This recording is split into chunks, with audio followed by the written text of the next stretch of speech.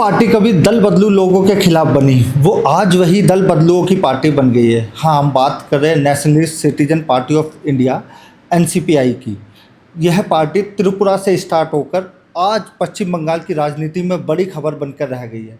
त्रिपुरा विधानसभा के अपने 2023 के पहले इलेक्शन में जहां 7 सीटों पे नामांकन करने के बाद 4 सीटों पर उम्मीदवारों के पर्चे रद्द हो गए, तो आखिर ऐसा क्या हुआ कि टीएमसी के 2/3 सांसदों ने एनसीपीआई को चुना।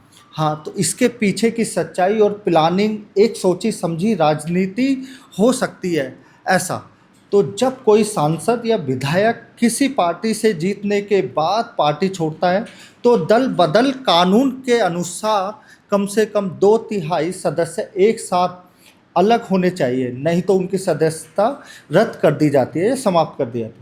लेकिन अगर 2/3 सदस्य एक साथ किसी दूसरी पार्टी में शामिल हो जाते हैं, तो उनकी सदस्यता बची रह सकती है। इस वक्त टीएमसी के 28 सांसदों में से लगभग 20 सांसद बागी हो गए हैं। इस मुद्दे को लेकर एक संभावित कारण बन रहे हैं कि जैसा अगर ये सभी बागी सांसद सीधे बीजेपी में चले जाते या बीजेपी उसमें अपने में मिला लेती, तो कुछ मुस्लिम सांसद जैसे कि यूसुफ पठान है, अबू ताहिर खान है, खलीलुर रहमान, जो अपने मुस्लिम वोटरों या मुस्लिम वोट के बेस पे आए हैं, तो उन्हें एरिया में या अपने इलाके में मुस्लिम वोटर का नाराज़गी का सामना करना पड़ सकता था। और बाकी सांसद भी जो टीएमसी के टाइम पर उनको मुस्लिम वोट मिले, उनको भी अपने विरोध का सामना करना पड़ सकता था। तो इसका असर, और हो सकता है कि इसका असर उनको अगले अपने आगामी चुनाव या में झेलना पड़ सकता था। और सेकंड पॉइंट ये है, अगर बीजेपी इन सभी सांसदों को अपनी पार्टी में शामिल कर लेती, तो उसे अपनी ही पार्टी और अपनी पार्टी के कार्यकर्ताओं और पश्चिम बंगाल के वरिष्ठ नेताओं का विरोध झेलना पड़ सकता था या सामना करना पड़ सकता था, क्योंकि बीजेपी ने बंगाल में लंबे समय तक टीएमसी नेताओं के खिलाफ अभियान चलाकर अपनी राजनीतिक जमीन तैयार की। ऐसे में अचानक उन्हीं नेताओं को पार्टी में शामिल करना और नए जुड़े वोटरों और कार्यकर्ताओं में असंतोष पैदा कर सकता था। यहाँ तक कि बंगाल बीजेपी के भीतर भी बगावत की स्थिति बन सकती थी। तो बीजेपी में शामिल होने के बाद से सांसद अगले लोकसभा चुनाव में टिकट की मांग भी कर सकते थे।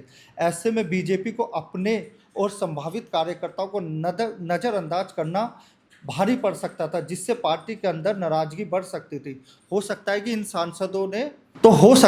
सांसदों ने त्रिपुरा की पार्टी एनसीपीआई को इसलिए भी चुना हो क्योंकि त्रिपुरा की सीमा बांग्लादेश से लगती है और बांग्लादेश से जुड़े हुए क्षेत्रों में बंगाली भाषी लोगों का काफ़ी संख्या में मौजूद होना, साथ ही एनसीपीआई एनडीए की भारी समर्थन पार्टी भी बताई जाती है। ऐसे में भविष्य में अगर एनडीए को किसी विधायक को पारित करने के लिए समर्थन की ज़रूरत पड़े और एनसीपीआई बिना किसी बड़ी शर्त के उसका समर्थन कर सकती है, तो इस स्थिति में मुस्लिम सांसद भी एनडीए समर्थित विधायकों के पक्ष में वोट कर सकते हैं और अपने लोकसभा क्षेत्र में जाकर यह कह सकते हैं कि यह पार्टी का फैसला था कि ना कि उनका खुद का। तो साथ ही उन्हें अगले चुनाव में भी कोई बड़ा नाराजगी का सामना नहीं करना पड़ेगा और साथ ही उन्हें अगले चुनाव में बीजेपी से टिकट मांगने की ज़रूरत भी नहीं पड़ेगी। और अगर भविष्य में यही सांसद टीएमसी पर अपना राजनीतिक दावा